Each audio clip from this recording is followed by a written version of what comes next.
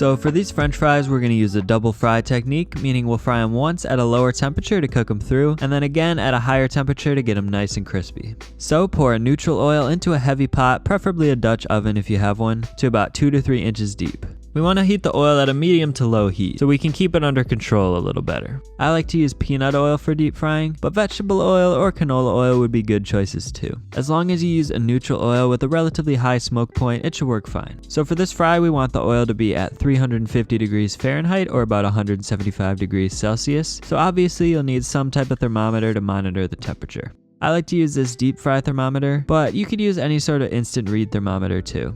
I do think a thermometer is essential though when it comes to deep frying if you want the best results, because you need good control over your temperatures and you just can't get that without a thermometer. So anyways, as that's heating, we'll need to prepare the potatoes for frying. I'm using 2 pounds of potatoes here. So whether you leave the skin on or off is up to you, but personally I like to leave some skin on, so I just peel off about half of the skin in little stripes like so.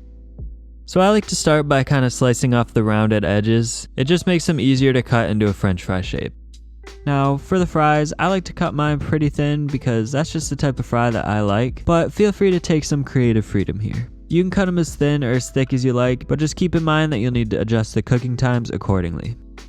So once your oil is heated to 350 degrees Fahrenheit or 175 degrees Celsius, you can go ahead and toss your fries in until they're cooked all the way through. It should only take about 3 to 5 minutes if you're frying them in small batches like this. You'll also want to be careful to avoid splattering when you drop the fries in, so it helps to use something like this spider strainer to place them in a little more gently. After adding them to the oil, be sure to stir them around for about the first 30 seconds to a minute to make sure they don't stick to each other. You want to give the fries room to move around freely in the oil, so make sure not to overcrowd your pot. Since I've got quite a few french fries here, I'm going to fry them in 3 batches. The temperature of the oil will drop a bit when you add the fries, but that's fine. You shouldn't need to adjust your stove, just let the oil come back up to temp over time. A good indication that you're at the right temperature is that when you drop the fries in, they'll start to bubble pretty vigorously, so if you don't see this, you probably do need to just bump up your temperature a little bit.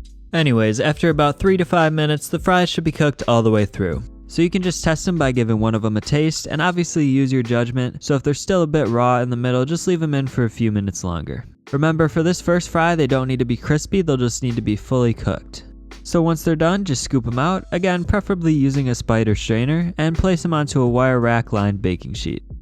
Then just repeat that process with as many batches as necessary, making sure to let the oil return to 350 degrees before frying each new batch. Now, at this point, you can actually store the fries like this for later use, either in the fridge for a few days or in the freezer indefinitely.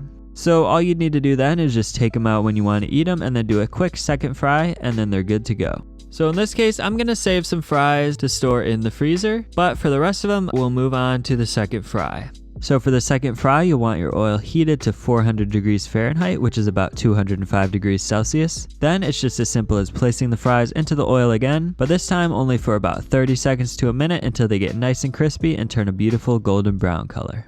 At that point, just remove them from the oil back onto the wire rack and then immediately sprinkle them with kosher salt. It's important to salt the fries while they're still soaked with oil to make sure the salt sticks. For those of you who don't already use kosher salt, I'd highly recommend it, not only because it's easier to pinch and sprinkle onto your dishes, but due to the shape of the grains, it actually coheres to your food better, so it's especially great for applications like this where you need it to stick to the fries.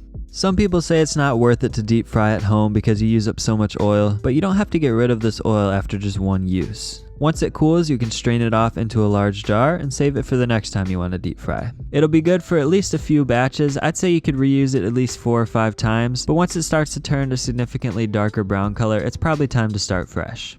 Now, you can't have homemade fries without a homemade dipping sauce, so we're just going to make a quick one here. So I took about a 1/4 cup of mayonnaise, mine is homemade but you could use store-bought, and then added 1 tablespoon of ketchup, 1/2 tablespoon of pickle juice. If you don't have this, you could just use about a 1/4 tablespoon of vinegar. And then I added a 1/2 teaspoon of paprika, 1/2 teaspoon of chili powder, and a 1/2 teaspoon of garlic powder, and that's it. You can add additional salt if necessary, but I found that with the pickle juice, it had plenty of salt as is. And if you want to make a great burger to go with your fries, you can check out my ultimate burger guide video right here. Thanks a lot for watching, and I'll see you over there.